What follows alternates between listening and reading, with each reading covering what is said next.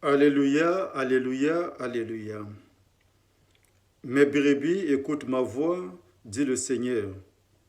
Moi, je les connais et elles me suivent. Alléluia. Le Seigneur soit avec vous.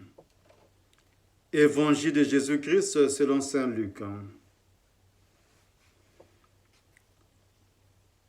En ces temps-là, Jésus disait à ses disciples, « Je suis venu apporter un feu sur la terre, et comme je voudrais qu'il soit déjà allumé.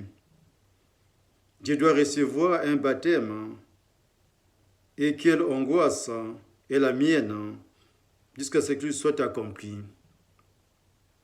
Pensez-vous que je sois venu mettre la paix sur la terre? Non, je vous le dis, mais bien plutôt la division. Car désormais, 5 personnes de la même famille seront divisées. 3 contre 2 et 2 contre 3. Ils se diviseront. Le Père contre le Fils et le Fils contre le Père. La mère contre la fille et la fille contre la mère.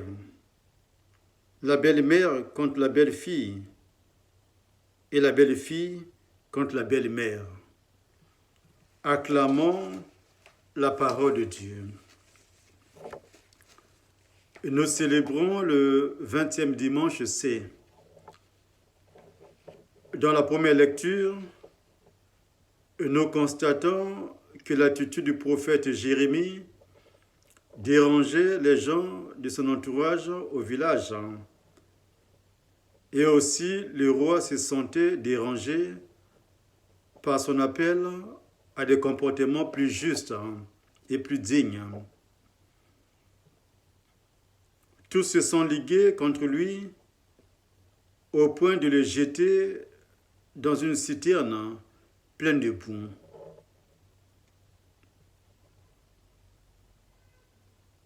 Nous trouvons ici un bel exemple de l'attitude qui pourrait être la nôtre comme chrétiens, comme chrétiennes, devant nos frères et sœurs. Oser aller défendre la vie et la justice quand elles sont menacées, même si cela peut nous attirer des ennuis.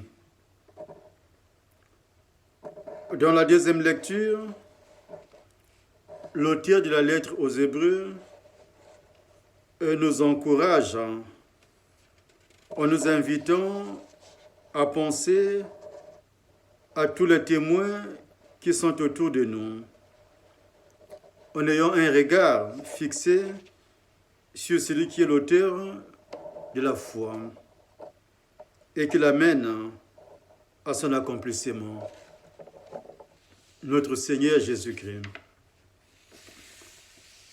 Le Christ a su, renonçant à la joie qui lui revenait comme Fils de Dieu, endurer la croix et la honte qu'elle représentait. Sachant affronter cette croix et combattre certains comportements ou attitudes, à commencer par nos égoïsmes et nos orgueils, nos mensonges et nos jalousies qui défigurent notre vie de foi. L'Évangile nous livre une parole forte de la part du Seigneur. Je suis venu apporter le feu sur la terre, et comme je voudrais qu'il soit déjà allumé. En disant cela, le Seigneur pensait non seulement aux paroles de feu de son évangile, qui allait embraser le monde, mais aussi aux dons de sa vie pour nous sur la croix. Notre Dieu est un feu dévorant, dira saint Paul. Déjà Moïse s'était trouvé en sa présence devant le buisson ardent. Dès le début de l'Église, corps de Christ, le feu de la bonne nouvelle, allumé au jour de la Pentecôte, s'est répandu dans le monde entier avec une rapidité étonnante. Pensons à tous nos saints et martyrs d'hier et d'aujourd'hui. Le feu qui nous habite est celui du baptême, de notre baptême, de celui que l'Esprit Saint met en nous. Si nous le laissons agir et nous rendre capables d'aimer nos frères et sœurs. Notre foi progresse lentement et sûrement, comme la braise.